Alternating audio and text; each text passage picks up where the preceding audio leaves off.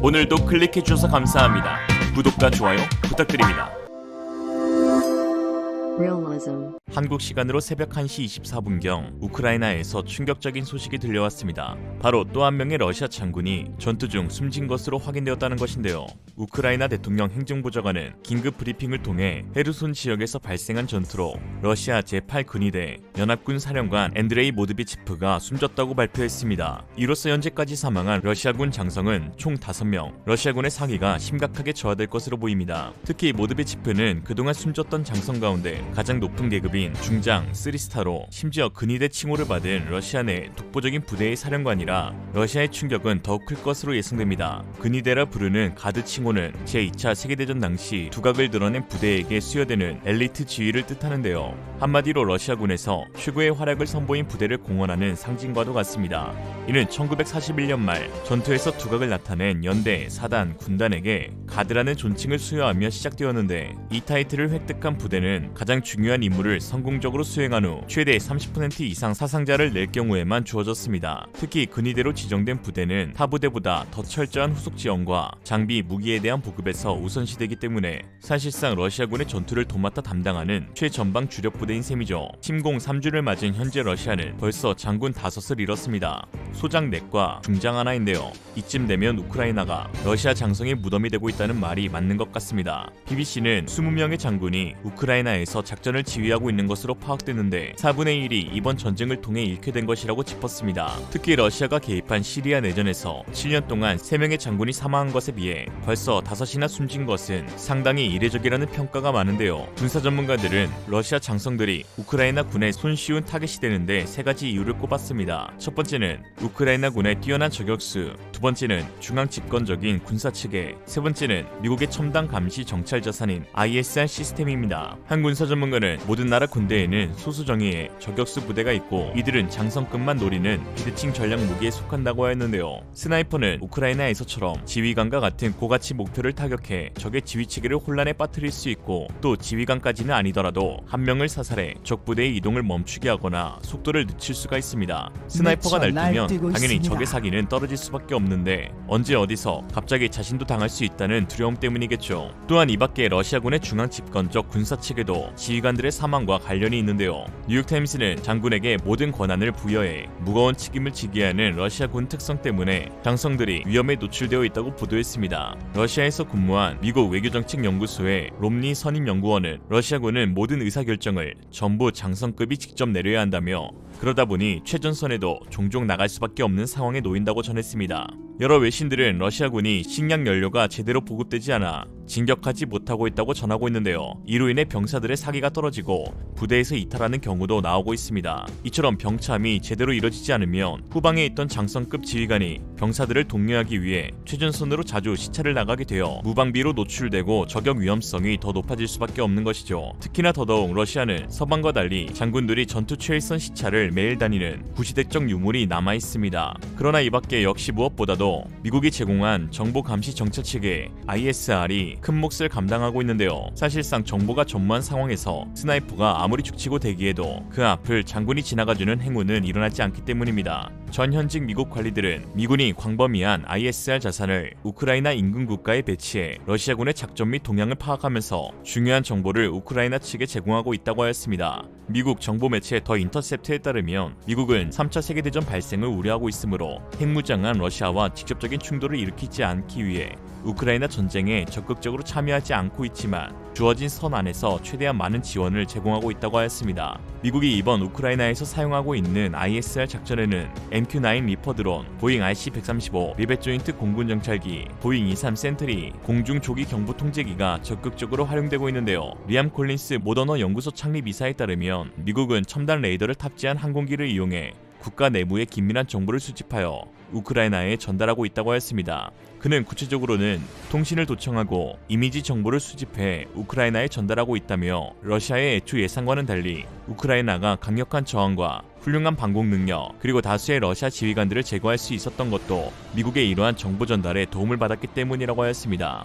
미국의 첨단 항공 감시 자산과 대비되게 러시아군의 허술한 통신 관리는 많은 약점을 노출했는데요. 더타임스는 러시아 장군들은 보안되지 않은 전화로 연락하고 있다며 우크라이나군이 쉽게 감청해 위치를 파악해 사살했다고 전했습니다. 미국의 정찰 감시 자산들은 사실상 우크라이나에 맵팩을 켜준 것과 같습니다. 글로벌 비행 추적 서비스 플라이트 레이더 24에서는 수많은 미국의 항공기들이 우크라이나 국경 인근에서 활동 중인 것으로 파악되고 있었는데요. 특히 미국의 RC-135 정찰기와 23 센트리 조기경보 통제기가 전장의 판도를 뒤바꿀 게임 체인저가 되고 있습니다. RC-135 정찰기는 1970년대 소련의 탄도미사일 정보를 추적하기 위해 만들어진 미 공군 정찰기로 첨단 광학, 전자센서와 녹화장치, 통신 장비를 갖추고 있습니다. 최대 속도 마하 0.86으로 비행할 수 있으며 각종 미사일의 탄두 궤적을 3차원으로 추적할 수 있죠. 23 센트리 공중조기 경보 통제기는 미 공군의 대표적인 정찰 자산으로 수백 킬로미터 밖에 있는 항공기의 움직임뿐만 아니라 지상 및 수상을 이동하는 전차 차량, 함정 등의 움직임도 탐지가 가능하며 지휘 통제 기능도 가지고 있어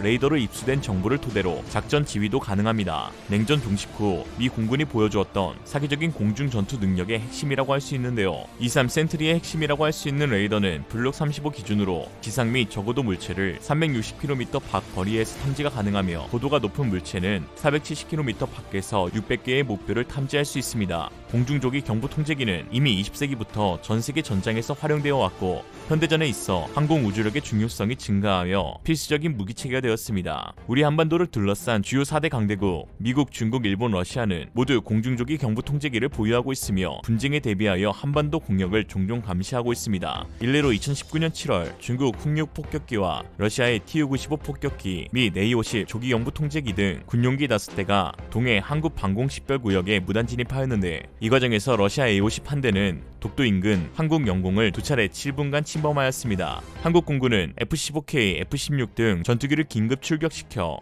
차단 기동과 함께 360여 발의 경고 사격을 가했었죠. 최근 인도태평양 지역에서의 안보 정세가 복잡해짐에 따라 신속한 대응과 정밀한 조치가 요구되어 상시로 감시정찰, 지휘 통제를 수행하고 있는 공중 조기경보 통제기와 탑재된 레이더의 중요성은 점차 더 커지고 있습니다. 이에 한국은 공중 조기경보 통제기를 독자 개발로 추진하는 것으로 밝혀져 추후 한국의 자주국방 및 군사력이 크게 향상될 것으로 보입니다. 현재 우리군은 미국 보잉의 E737 P-4A 4대를 도입해 전력화하고 있는데요. 그러나 이를 운용하면서 보잉의 갑질과 유지보수 문제로 큰 어려움을 겪고 있습니다. 이에 기존 계획되어 있던 조기 경보기의 해외 수입의 방향을 틀어 올 3월 내 추진위원회를 열고 독자 개발로 변경하기로 했는데요. 전세계 조기 경보기 시장의 강자는 미국 보잉, 스웨덴의 사브, 이스라엘 IAI가 꼽힙니다. 당초 사브는 기술 이전을 앞세워 우리 시장에 접근했고 보잉은 구간이 명관이라며 은근히 배짱을 부렸습니다. IAI의 기술력은 상대적으로 보잉 사브에 뒤처졌죠. 이런 상황 가운데 사브와 IAI는 우리군의 작전 요구 성능 ROC를 통과하지 못했는데요. 사브 측은 한때 ROC를 충족한다고 주장하기도 하였는데 곧 항공기를 개조해서 ROC에 맞춰보겠다고 말을 바꿨습니다. 보잉은 조기 경보기 절대 강자이지만 고압적인 태도와 터무니없는 가격이 문제입니다. 비싸도 너무 비싼데요. 조기 경보기 2대 기준 총 사업 예산이 1조 2천억인데 보잉의 조기 경보기는 대당 1조 원 내외입니다. 그렇지 않아도 기존 P-4A도 하자가 많은 데다 부품도 64종이 단종되어 운용에 엄청난 어려움을 겪고 있고 그런 탈많은 무기의 가격을 2배로 올리는 갑질에 한국 측의 인내심이 폭발했습니다.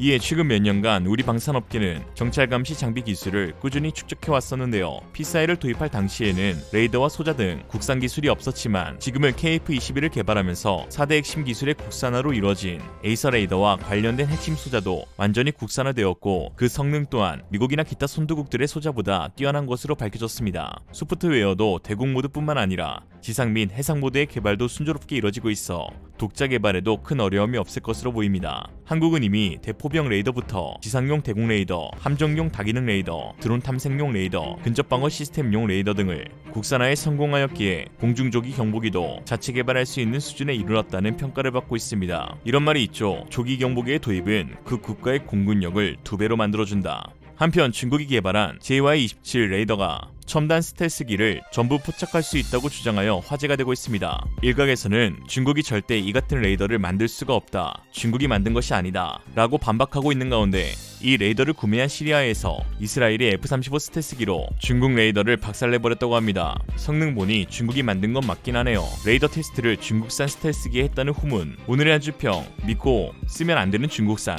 이상으로 리얼리즘이었습니다. 여러분의 생각은 어떠신가요? 현명하고 지혜로운 여러분의 의견을 지금 댓글에 남겨주세요. 감사합니다.